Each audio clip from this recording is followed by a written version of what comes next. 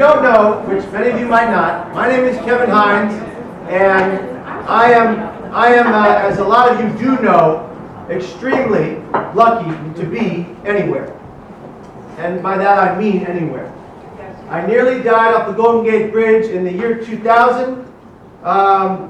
One of 36 to survive that fall. One of 5 to regain full physical mobility. 1% have survived that fall in 80 years. Over 2,000 tragically have died at the Golden Gate Bridge, no matter who tells you otherwise. Okay? And I can tell you that 19 of the Golden Gate Bridge jump survivors have come forward to say exactly what I'm about to say about my story. At the millisecond of free fall, I had an instant regret for my actions. Now I've heard about these instant regrets over all means over the course of time. People who are suicidal, not all of them, but a great many of them, when they're in the middle of that situation and they believe it's too late, have an instant regret from that action. Why? Because the thought of suicide is not the action of suicide. And just like we think all the time about that guy that cut us off in traffic, like I'm going to go kill that guy, if we all did that action, he'd be in prison, right? So our thoughts do not have to become our actions. I live with chronic suicidal thoughts. They plague me. They will never, ever, I promise you, ever kill me, because I will turn to my wife. Where's my wife?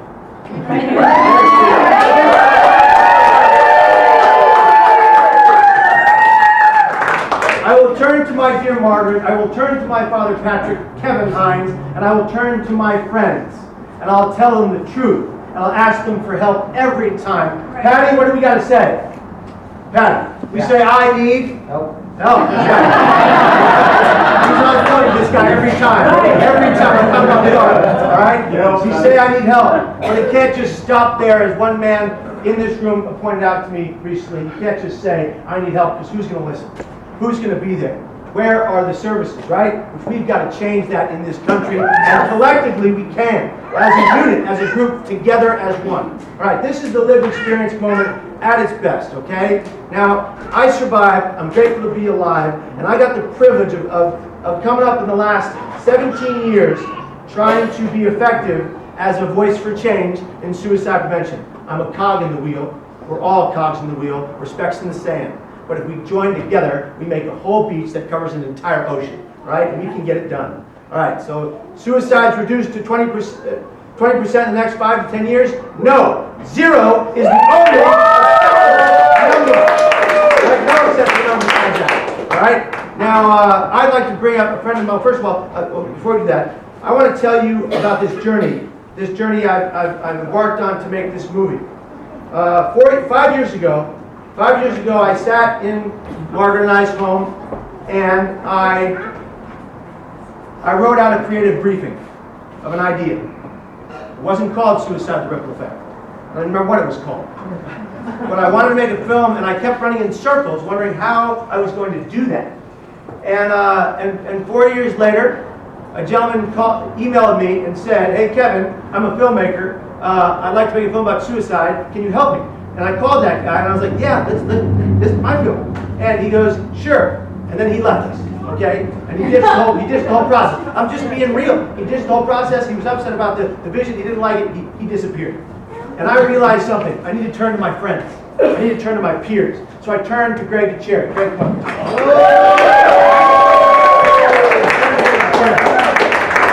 Many iterations of our process. Greg is now my co-director and co-producer. We're equal partners in this film, and we care about this cause so much. And I wanted to make this film because I wanted to make a film about hope. I wanted to make a film that, yes, covered the devastating nature that is suicide among any community, among all communities, but a film that spoke about how stories of hope from around the world are helping other people stay here every day. And I can tell you that that's real and a fact, because for the last 17 years, I've been getting letter upon letter upon letter upon letter, thousands of letters over time, saying that the story helped save their life. Now, I didn't do that. The words I spoke touched people, and they decided to change their lives. They decided to choose life. All right, yes, exactly.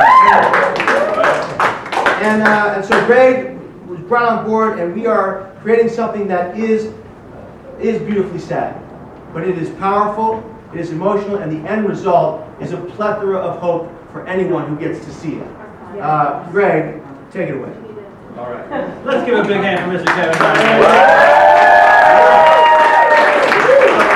I'll tell you briefly how I met Kevin. About 8 years ago, my friend David Covington over here was working at a company, Magellan Health, where I was working. I was hired as a peer and family delivered services manager, a real long title, but in there I had come up with the idea to start a youth group called My Life. And around this same time, we had an opportunity for the National Council Awards to do a video and submit a video, and David kind of coached and helped me around that. At the same time, he had arranged a screening of this movie, The Bridge, that they did at the Museum of Art. It was Joan, they brought all kinds of people there. I watched it, and this guy on there was like, "Hey, what's cracking, man?" Like this kind of semi-gay. If you haven't seen Kevin in The Bridge in a long time, you got to check it out.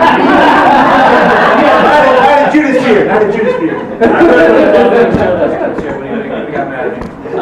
But so that's where I got to see Kevin in that film and was really inspired by that. But then a short time later saw him at a conference. And so I'm a person also that's struggled with suicidal thoughts and ideations. I've been more prone to the mania. I've been hospitalized 12 different times, always preceded by being put in handcuffs. And thankfully, I've encountered a lot of officers that had CIT training and didn't beat the crap out of me. Also had a mother and other family members and friends that were relentless about getting me the help that I needed, because I was not one to say, "Oh, let me go check myself in to get some help." It was a forced type of thing.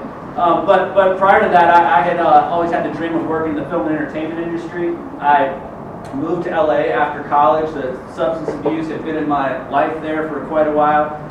But when I was 25, I had my first manic episode while directing a music video, 35mm music video for a Christian hip hop group. The song's called "It Ain't No Joke," and Kevin ain't no joke. And so in the midst of that, I not sleeping and really super excited about it, and that was when I had my first manic episode. I gave away everything and was walking naked and arrested down Martin Luther King Boulevard during rush hour traffic.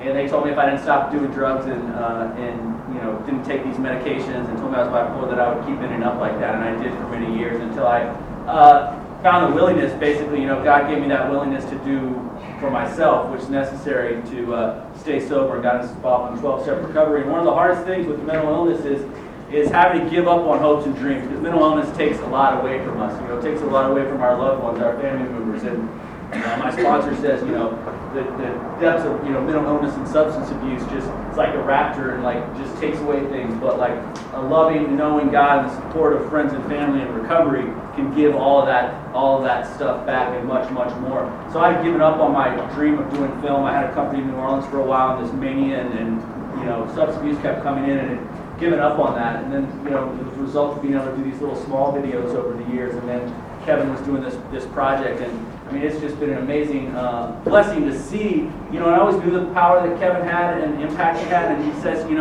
he doesn't, save lives, and I think that's a humble and a sort of way to look at it, because people do have to save their own lives. But in reading the countless Facebook posts and hearing from people directly, his story and doing what he's. Oh, this is my daughter.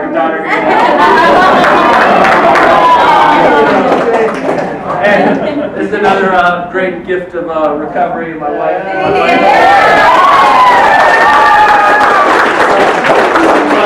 To be a part of this project and all these people here is really, I keep thinking of movement, and just how the world is always connected. So we're connected with David and all of us connecting, and Kevin connecting with all these people, and it's really, that's why we're going to make a big impact in this, is by people coming together who are like-minded, who give a shit, and who have had that experience and are willing to go to any length to help another person, find hope.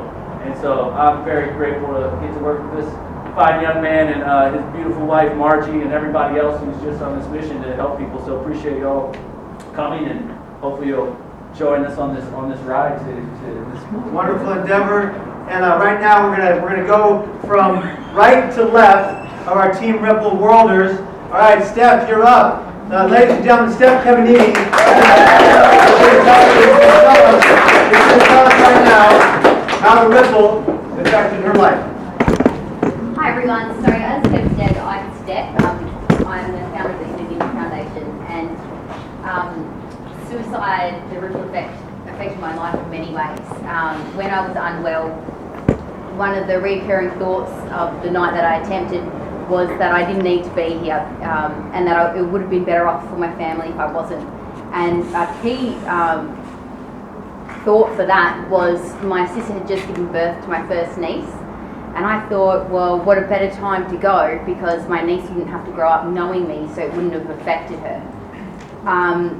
How wrong I was. So fortunately I survived, and I have recovered, and from that ripple effect it's actually had a positive one on me, because I've now got 3 nieces and I'm able to teach them emotional resilience and all about different emotions, and know the warning signs of anxiety and depression in children, which I didn't have when I was young. So that has been the best ripple effect I could have. So they do need me and I need them. So yeah. Alright, we got Maddie Wells next. Thank you, Steph. We got Maddie Wells who's next. And first of all, Steph's from the Inner Ninja Foundation, which she founded, to talk a bit about that real quick. So I founded that when I was in a locked psych ward for 3 months, and I had the best treatment, best therapists, the best support system, everything on paper that you would need to recover, and I still wasn't recovering, and I still couldn't choose life. And one day I looked into the mirror and I said to myself, what's wrong with me? Why can't I get better? And I realised at that point that everything I ever needed was within me, and that's when Inner Ninja was born, because we've all got that silent warrior within us, whether we have a mental illness or not. And 4.5 years later, it's here and it's alive, and I'm living my dream.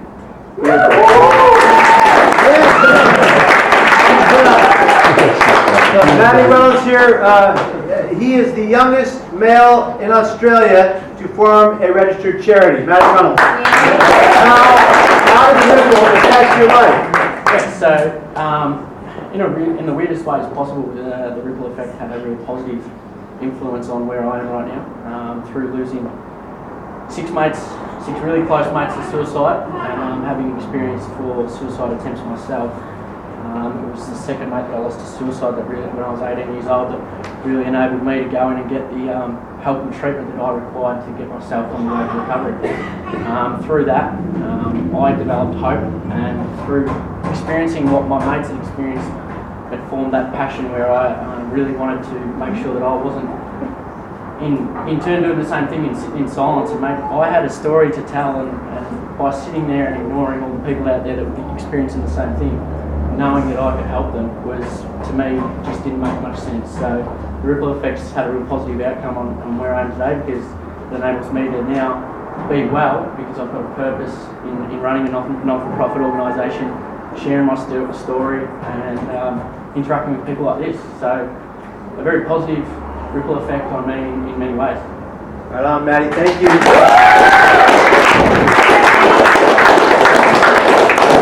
Well, right now we're going to talk with Casey Lyons of Living.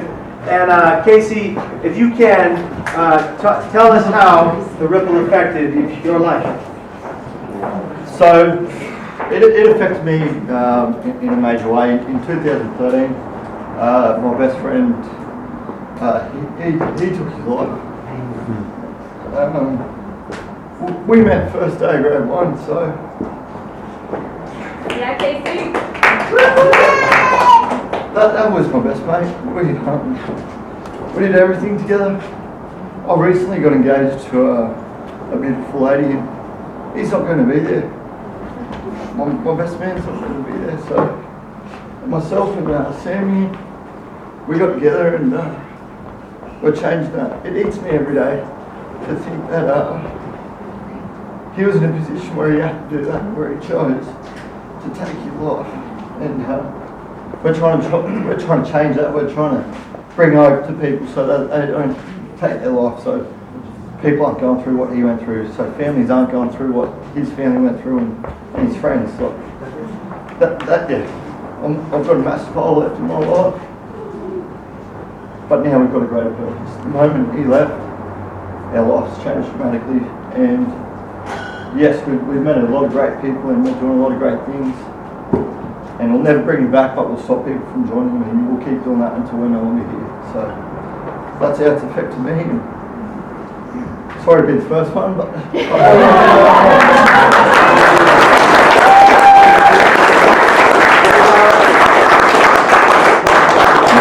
Thank you very much, Casey. Thank you. Rob, you're honest, yes. One of our American people has to leave in like 3 minutes, Mr. Bart. Okay, we're breaking the deal here. Brian Andrews, get in here. Brian Andrews, we're going to go straight to American Bart Andrews.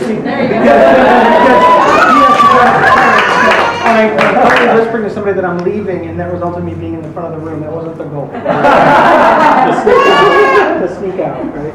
How does the ripple affect your life, real quick? So, this is really important to me. As a psychologist and a behavioral health care executive and a suicide attempt survivor, those roles don't always go together really well. And I lived for 16 years post-suicide attempt without telling another person about my suicide attempt.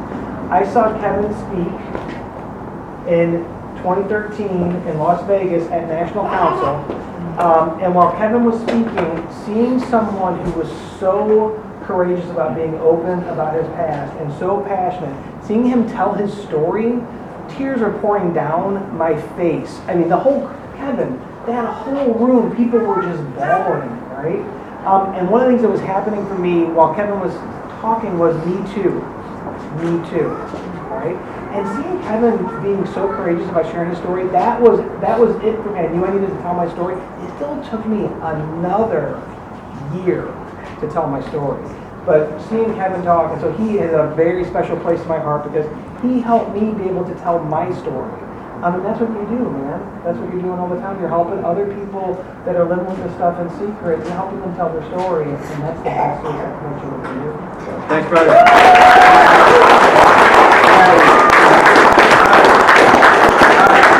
Now we're going to go on to Australian Ben Higgs. Ben, he's got no hair on the top of his head, but that's on purpose. And he's got just a handful of small tattoos that are really fantastic in my opinion. And you see, there it is. Ben, how does the ripple affect your life, brother? I'm here in Seattle. Like, I never thought in my life I'd ever be in Seattle and doing this sort of stuff. I never wanted to die, and I'm sorry if anyone's got sensitive ears, but I just didn't give a fuck if I woke up in the morning. I did not, I was a heavy self-medicator with no one knowing, and it became a challenge to me over and over just to see how far I could push it because I did not care if I woke up. And sort of similar to Casey, as I was going through that, one of my best friends was reaching out to me, let's catch up. And I put it on the back burner, right, I'll ring you tomorrow. Then I got a phone call that Roger died. And it's something I have to live with every day because I didn't know then. What I know now is that I could have helped him. But I turned that negative into something positive and started what is now the biggest event in Australia for mental health and suicide prevention. And that's how I got to meet most of these guys. And that's the positive, now we're standing in Seattle and meeting you guys. And it's about that mindset now for me. Knowing that there's going to be bad days, but using them as a balance to know that there's going to be good days as well, and that's how I know they're good days because I know how bad it can get. Thank you, brother.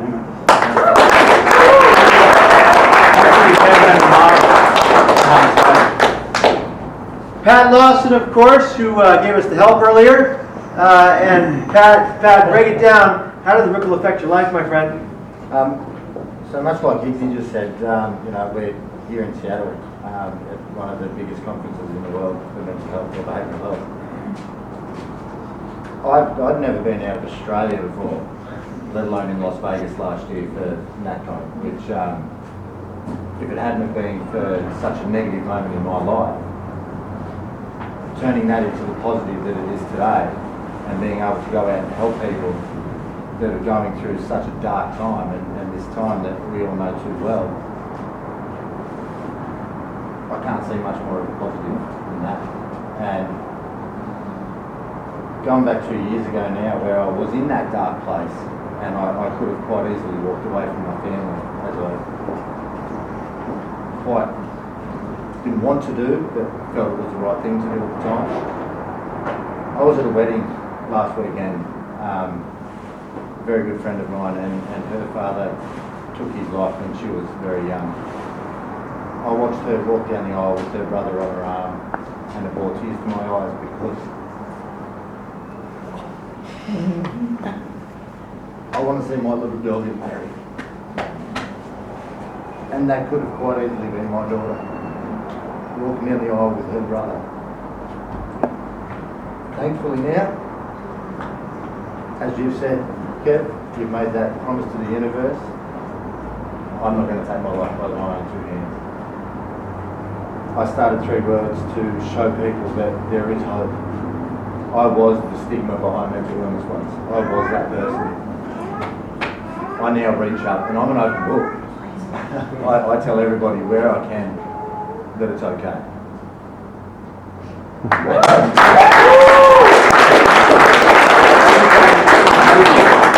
This is Sam Webb, the other half of Living with Casey.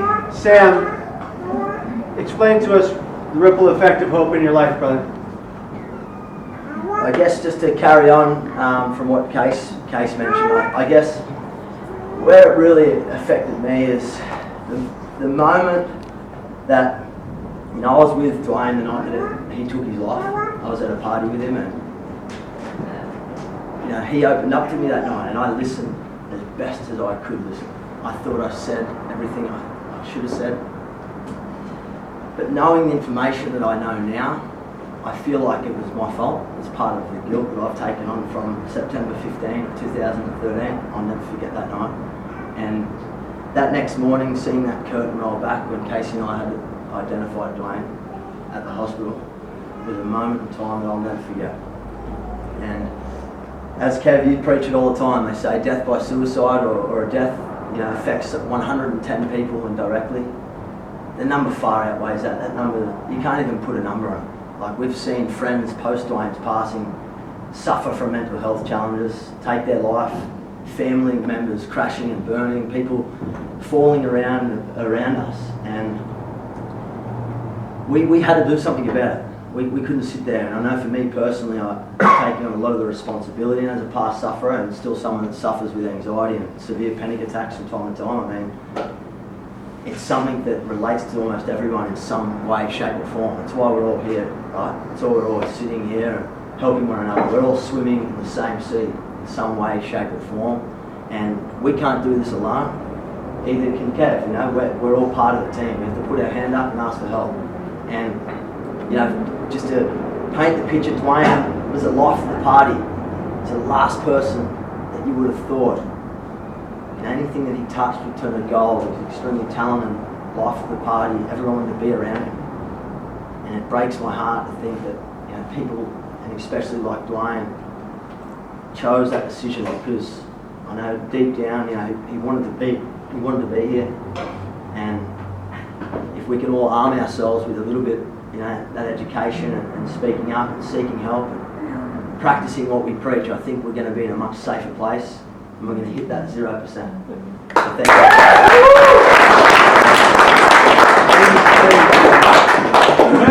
We got Joel Murchie here. Joel, tell us what you do and then tell us how the ripple has affected your life, my friend. Okay. I've been a police officer for 27 years.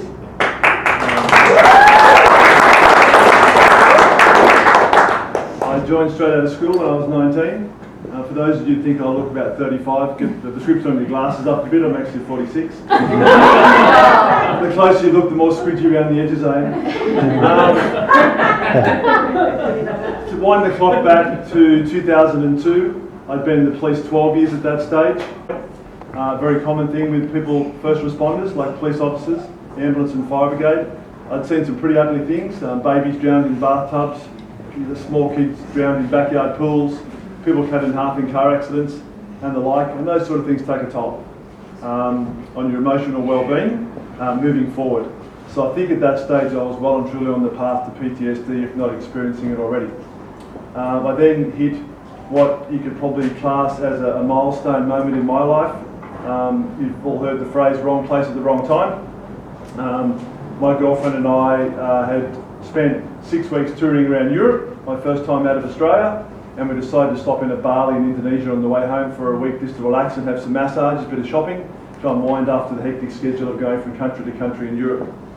The 5th night out of the 8, we went to a place called the Sari Club, a well-known nightclub on the main street of Kuta in Bali. It got to about 11 o'clock at night, and we were sitting right at the front door next to where the security guard was abetting people coming and going. I don't know why, but something told me that we should go and have a quick dance to an Eminem song that came on. If anybody ever tells you Eminem saved their life, believe me, it saved mine. You'll understand why in a second.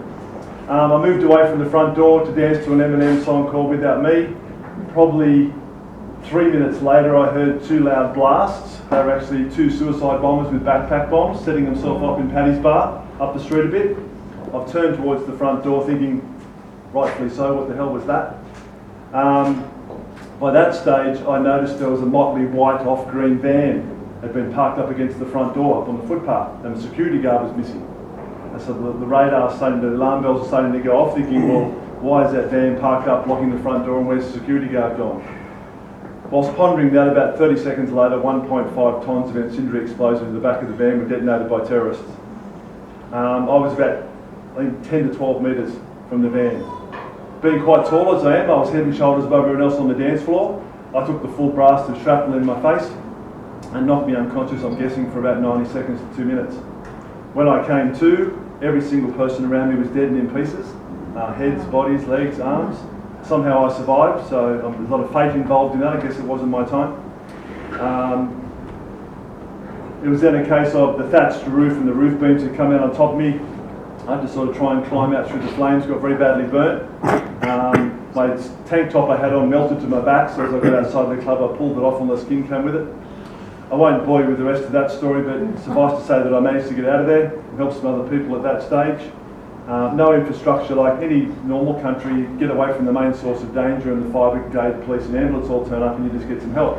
Over there they didn't have that infrastructure and the main street was blocked anyway by the detonation. So it was a case of fending for yourself. I made it to a medical centre eventually and got airlifted back to Australia. I then spent a long time in hospital, skin graft surgery, plastic surgery to repair my face. You think Michael Jackson had some plastic surgery on his nose, and they're going to probably equal him in that regard. Got a plastic nose underneath there. To cut a long story short, I then had to wear a compression burn suit from the waist up for 2 years. I was off work for 8 months, then went back in limited capacity. I couldn't shower for 6 months. I had to go to a special burns unit, unwrap my bandages, shower with a special chemical sponge for the first 6 months afterwards and get rebandaged up and go home. Found myself in a very dark place mentally. A lot of survivor guilt in that how did 202 people die and I didn't inside that club, and it was a matter of finding my way back both mentally and physically from that. I made my way back to work eventually, wore the burn suit underneath the uniform for the next 2 years and contributed, and was still enjoying being back with my comrades and the support mechanism that came with that. But a little bit aimless, thinking, you know, how can I really make a contribution here with something that's going to make me feel like I'm making a positive contribution. An opportunity then came up in 2009 to kick off a new unit called the Mental Health Intervention Team within my organisation. Let me just set the scene for those that don't know New South Wales in Australia, only a very small policing jurisdiction. We only cover 620,000 square miles and we have one single police force of 16,600 uniform officers. I'm now the subject matter expert for mental health and suicide intervention. I'm proud to say that I've trained every single one of those police.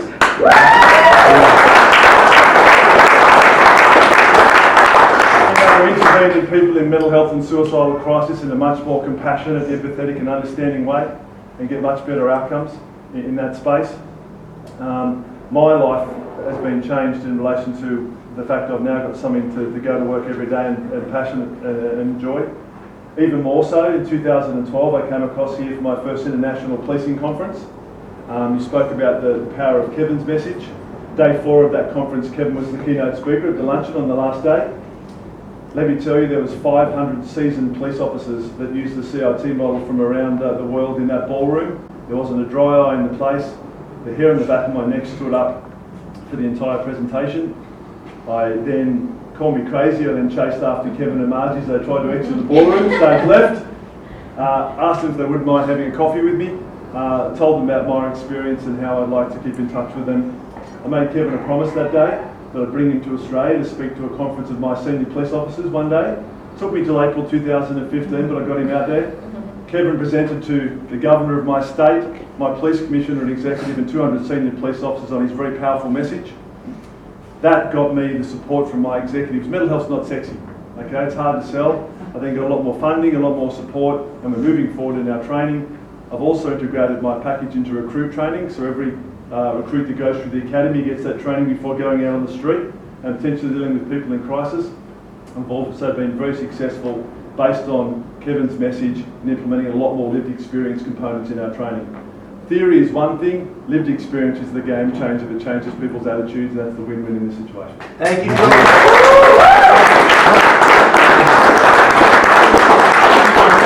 Now we are on Lauren Breen. We call her Laza or Laz for short because Australians shorten everything. That's just what they do.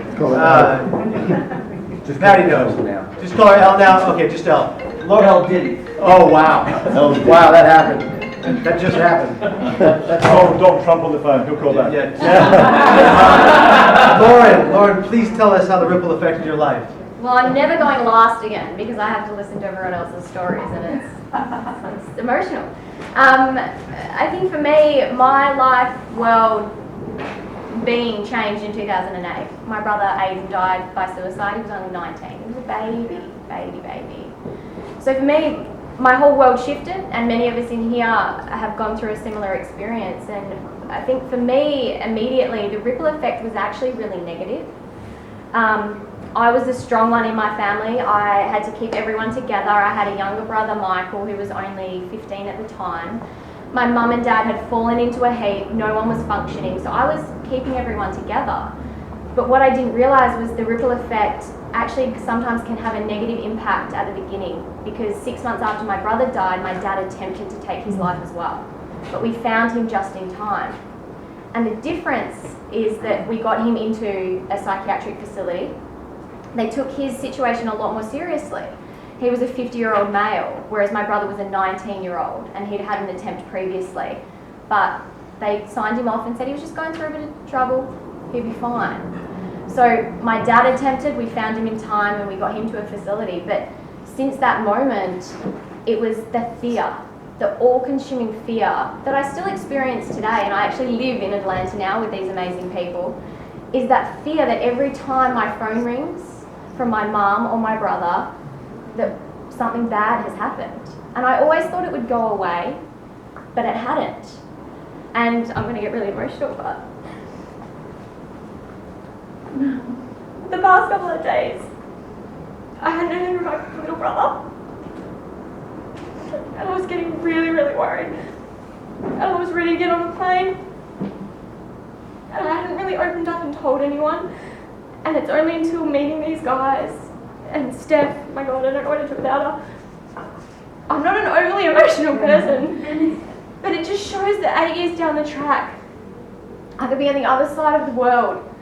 And if I don't hear from these people, I panic. And I just go into panic mode. I was so close to booking a flight just to get on that plane. I'm lucky my mum is, it's all good, calm down, and I've got Steph. And I just, you know, we had a good cry today and we sorted it out, and then we had on Beyonce Around the World and we were ready to take the world. But, I mean, the ripple effect for me to start with was really negative, and it still has that impact on me today. But the overall positive effect is that I met these amazing people. I'm now living in Atlanta. I am a co-founder, one of 4 amazing kick-ass women for Comcast. All those shirts that you are wearing, that is us. And we are doing amazing things. But I think for me, for someone who has lost someone to suicide, and it was an overly strong person, I have some really shitty moments too. And I think acknowledging that we do have shitty moments, which I'm not very good at. I cried in Ben's arms this morning. The poor thing did not know what to do. Because they don't really see me cry a lot. So I think they're a little bit shocked by all of that. But, you know, I have these amazing people and we all are part of a big family. And we have Team Ripple USA, who I feel like are my adopted family now because they can't seem to get rid of me. I need to stand in the middle. I'm privileged, absolutely privileged and humbled to be part of this family, and I will quickly tell you how I met Kevin because it's such a typical Kevin story for any of you who know him. He was in the Atlanta airport, sends me a tweet that says, "Loz, I'm coming to Australia, I'm filming my documentary. Any chance you could come do some filming?" And I said, "Okay, well, when are you coming? Where are you going to be?" "I'm based on the West Coast." He said, "I'm boarding the plane now. I will be there tomorrow in Sydney." I said, "Okay, I'll do it. I'll be there." He said, "Okay, I have a film crew, but I actually have no one to film. Can you find me some people to film?" And I got that shit done.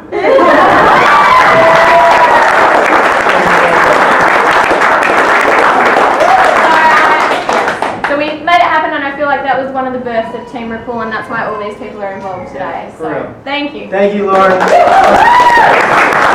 Ripple Australia, everybody. Team Ripple America over here. If we can form a line here so I know who to call first. And come on, bring it in. We got it. All right, come on. Here we go. All right, so you see the line. Over here.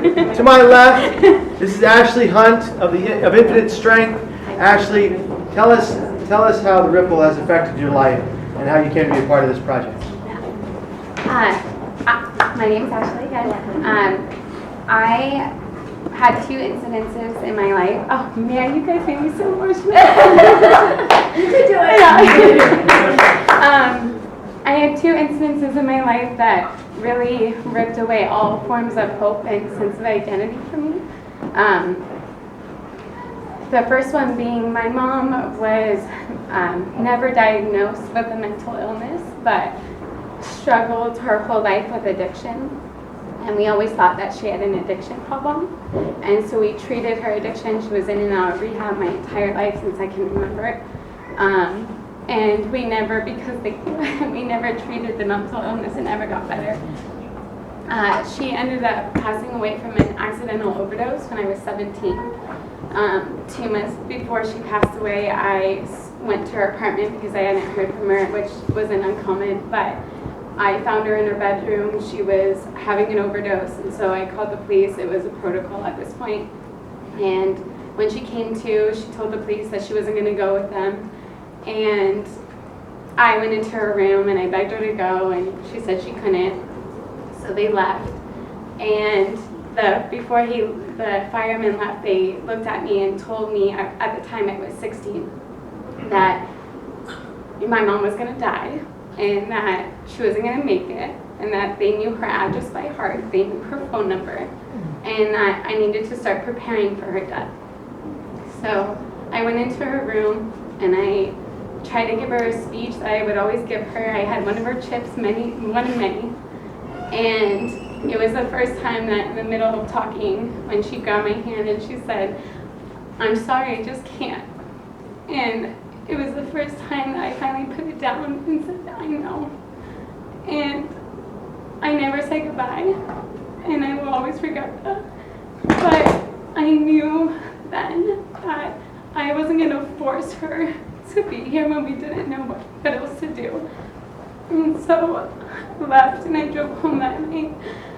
And I remember thinking that was the last time I was going to see her. 2 months later, she died. And I hadn't seen her again. And a year and a half later, I was in college. I ended up going to SF State. And it was my promise to myself that I was going to live for her. And I was going to become the person that I knew I was supposed to be. And I didn't know who that was yet. And so I was studying kinesiology. I wanted to be a physical therapist. And I had a really strong group of friends, some in a sorority, some in a fraternity. I was never in a sorority myself, but that was my group. I was told to trust a person that even against my instincts, I always felt something wrong with this person. I did anyways. The person told me he would take me home from a party because I wanted to go home. He told me that we needed to get his keys from his house, so I trusted him. I was raped that night and locked into a room. My phone, my keys were taken from me. And so I wasn't able to leave until he fell asleep. When I left, I had to climb over people to get out of the house because guys slept on the stairs. And I was taken to the police department by my roommate, and my dad and my stepmom happened to be visiting that weekend. And through the police department, I was taken to the hospital.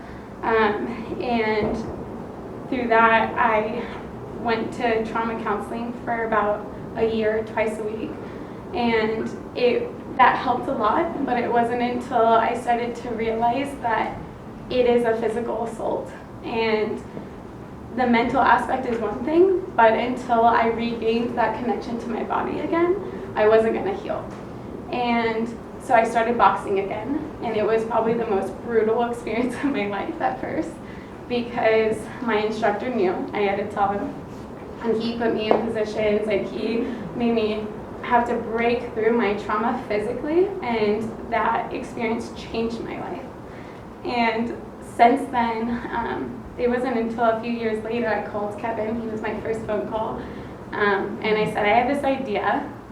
I learned in my trauma and through boxing that even though I may not have been physically stronger than my attacker, I knew that I had an infinite strength in me that could fight any of that. And that I wasn't going to allow a person in an incident that did disrupt and rock my world to create my future that I knew I deserved. So I called him to tell him that I wanted to create a retail brand. At first it was just retail, a retail brand, and start retail fundraising for a nonprofit, Bay Area Women Against Rape, which was one of the counselors that was sent to the hospital and sat by my side for 12 hours. You have to breathe deeper. And we ended up finding them by accident. I didn't even remember the organization that they were in because we were in such shock and things are happening so fast that when I found them 6 years later, she said something about SF General, and immediately I started crying. And I'm like, I found you. And so since then we've been partnered with them, and I put through events and give backs, we call them give backs, community outreach, where we have people come to one of our fitness classes because everything's around fitness because it saved my life. And so even we have a wellness company that also does corrective care for employees and all of it. We have the companies even give back to Baylor. They choose a class that they want to donate. And all of our retail, it's infinite strength with an infinity sign, which is actually tattooed on my back because it was my choice, my decision. And it was a constant reminder that I had my own back and that I had an infinite strength. And so we try to ingrain that same strength into our victims, and we know that they're not just victims, they're survivors, and they have an infinite strength. So.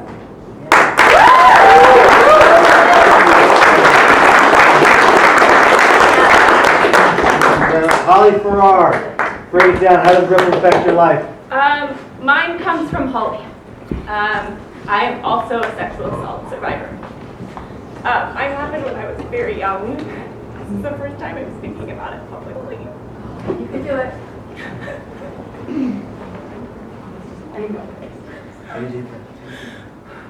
Okay, so I overcame a lot. I couldn't read till I was in 3rd grade. I was told that I could not graduate high school. I graduated 2nd in my class.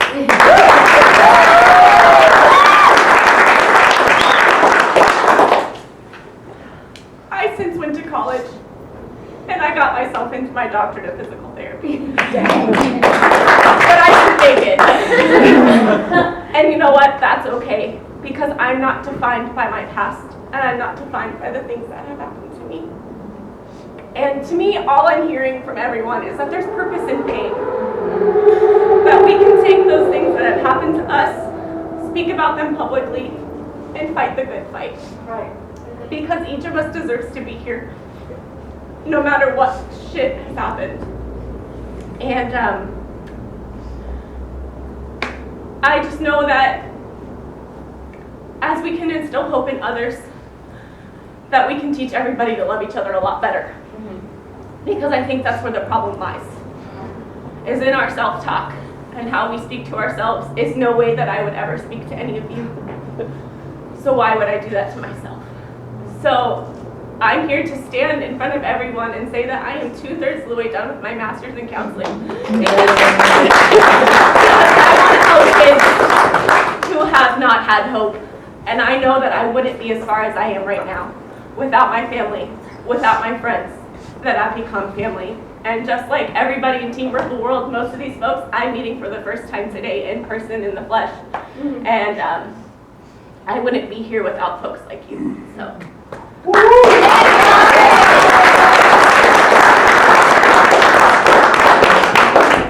Eduardo, how did the ripple affect your life, brother?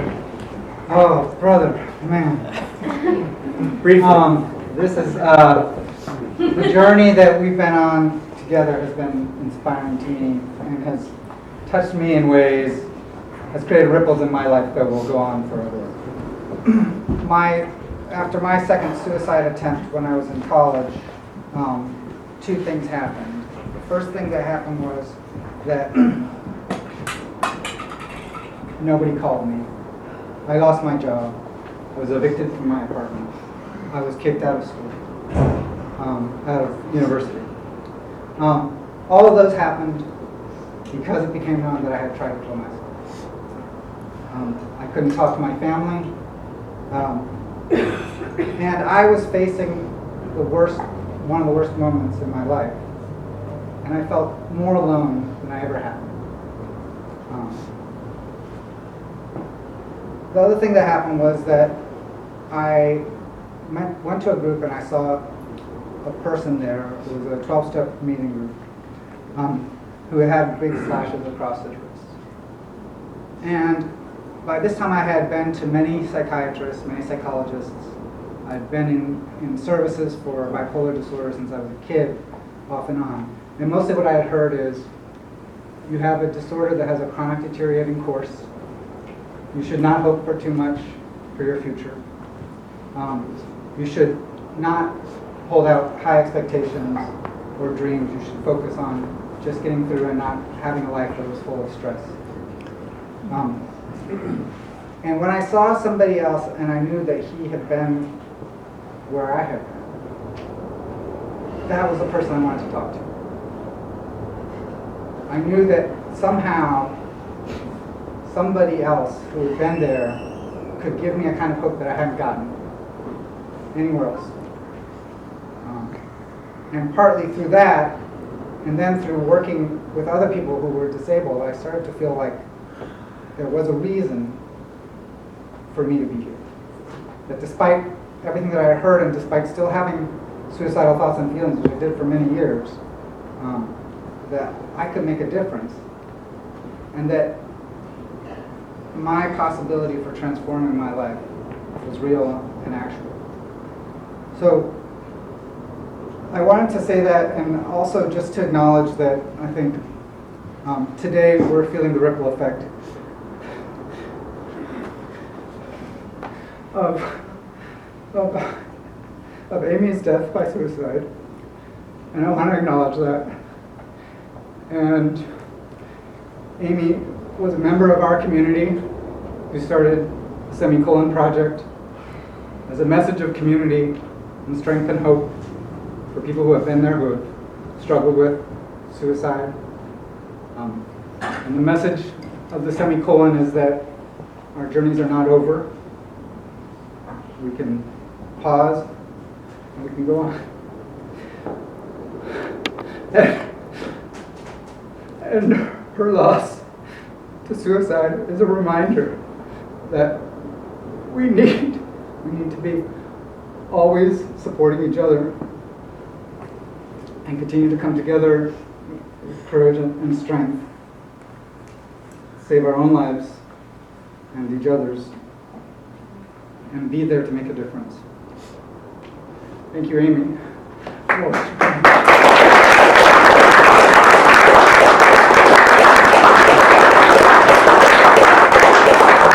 Hines Brian has been in this field for almost 25 years. Not that long ago. Well, you're not that long. Well, and I cry at commercials, so this is going to be I lost my older brother to suicide in 1995, and the ripple effect was so profound.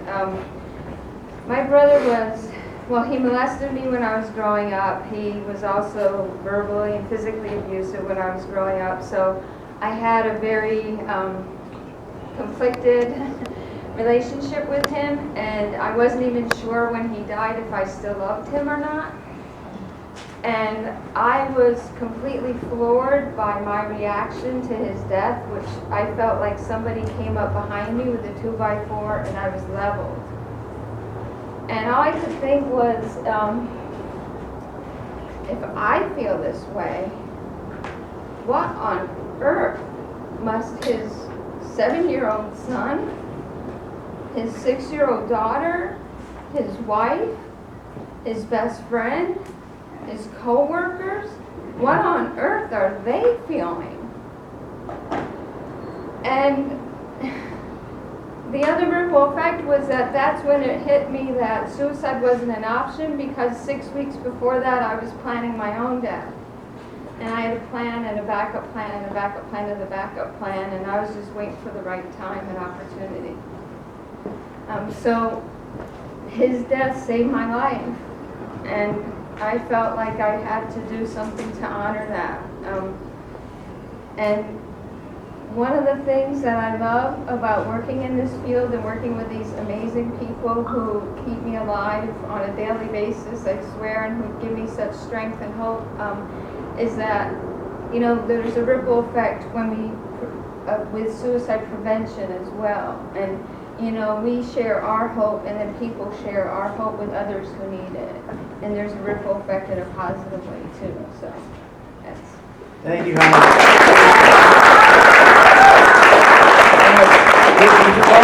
We only got a couple more, and then you can watch this trailer and you can go to sleep, but not yet. All right, John Draper, everybody. John, break it down. Wow. So, I imagine all of us, there are a few times in our life where we are at a place where we say, you know, there's no place I'd rather be than where I am right now.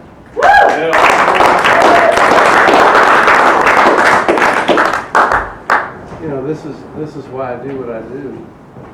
You know, I'm feeling that ripple effect right now, brother. I mean, the thing is that, you know, we are all so privileged to be here and know each other. Really. And the first time I saw you, like many folks, was the bridge. And, you know, a lot of folks in our profession like to learn about suicide through research, and I love that too, studying it.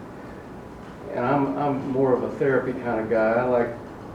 I learn by listening and listening to stories. Stories that teach me something. And so when I was watching The Bridge, I began to understand what the ripple effect was really about, which was, you know, Eric Steele did something that should have been done a long time ago, because when people hit the water, they disappeared for years. 50 years, nothing happened. Those ripples were being felt by families and generations to come, and we had to pick up the pieces, brother. And that was a ripple effect that story told, that movie told, but there was one other story in there about somebody who popped up out of the water.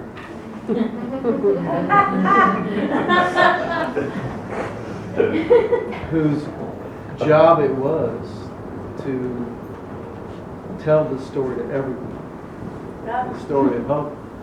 And that's the story that I've been running.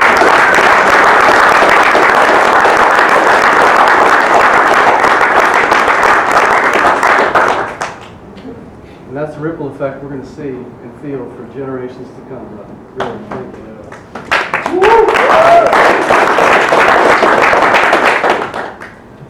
Libby's going to come up, and then David, you're going to talk about your experience helping us with the film. We need to see each other, we need to hear each other, and we need to know that it's okay not to be okay.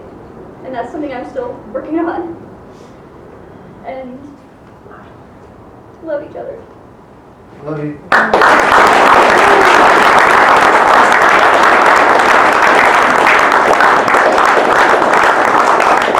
We were not meant to walk alone on this earth. And for my whole life I've tried to do that. It didn't work, so I'm going to try not to do that anymore.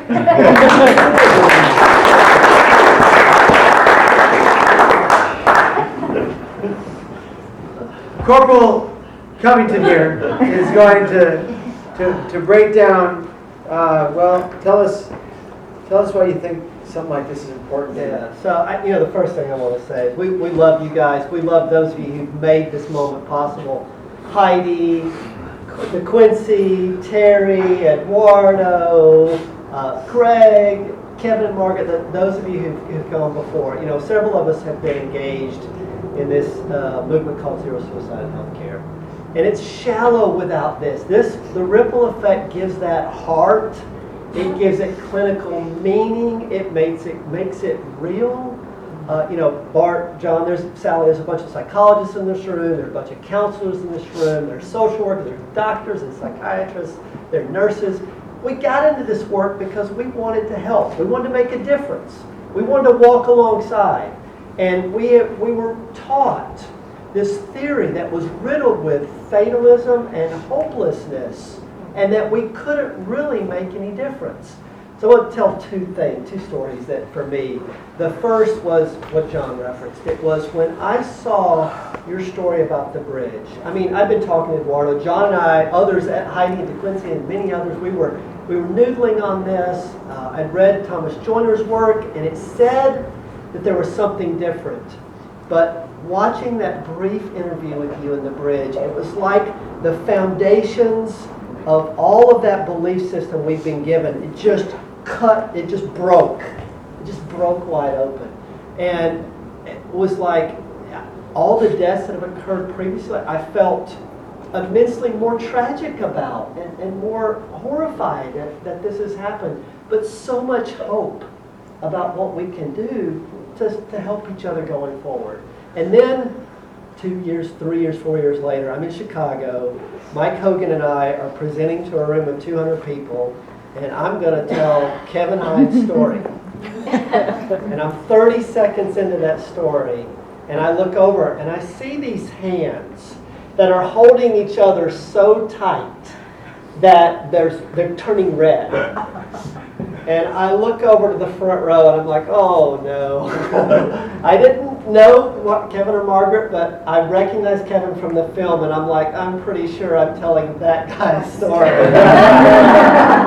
And the love and the hope and bottom line, the courage that you're inspiring for so many people to come out and tell their own stories, which is cascading, is to me what this film is about, and about the social movement that is going to sweep the world. So we love you, and thank you for doing that.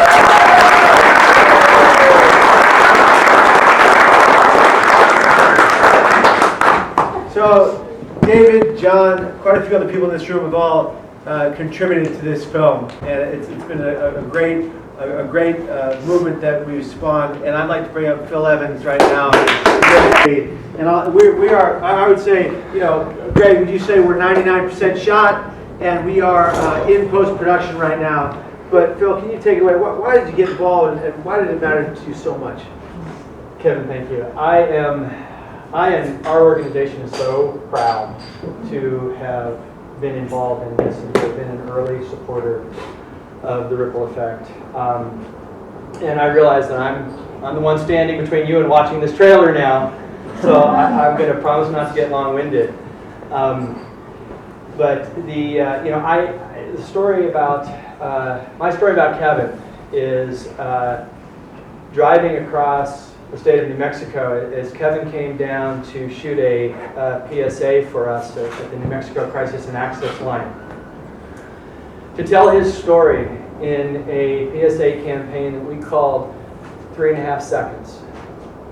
Because it takes 3.5 seconds to hit the water from the Golden Gate Bridge. And it takes 3.5 seconds to call the crisis line. So this was a message that we wanted to get out across the state of New Mexico. And Kevin and I were heading to Santa Fe for a presentation. We had been meeting with the creative team. And Kevin tells me this story that he had. He tells me most of his good ideas come to him in dreams. And we're driving, and Kevin tells this story. He says, and we're going to call it the ripple effect. And in the months that followed, the PSA that he helped us create spawned an 83% increase in the volume to the crisis line from the state of New Mexico.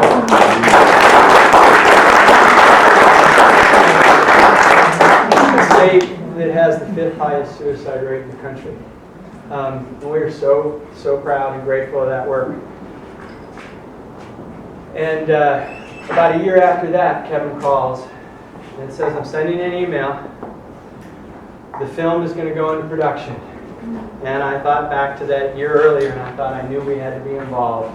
Because if it made that, if 30 seconds could make that kind of impact in the state of New Mexico, that we just knew that a film that was telling that story, that was driven by the passion and the support and the love of this community, could make a world of difference.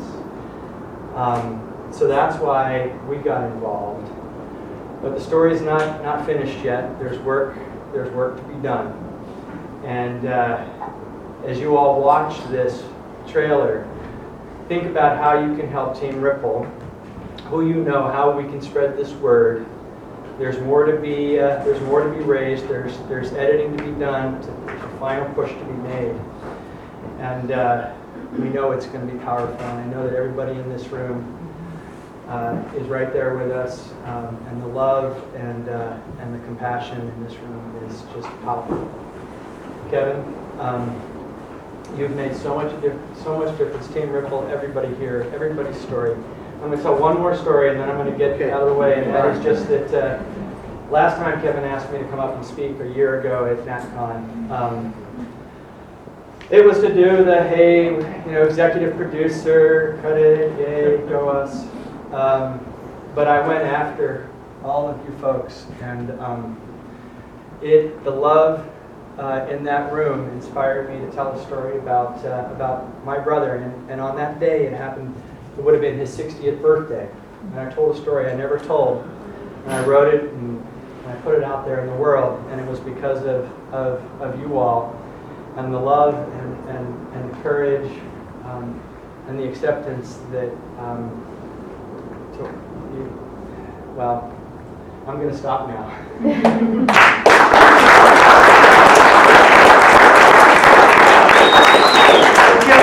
Thank you, everyone. Thank you so much.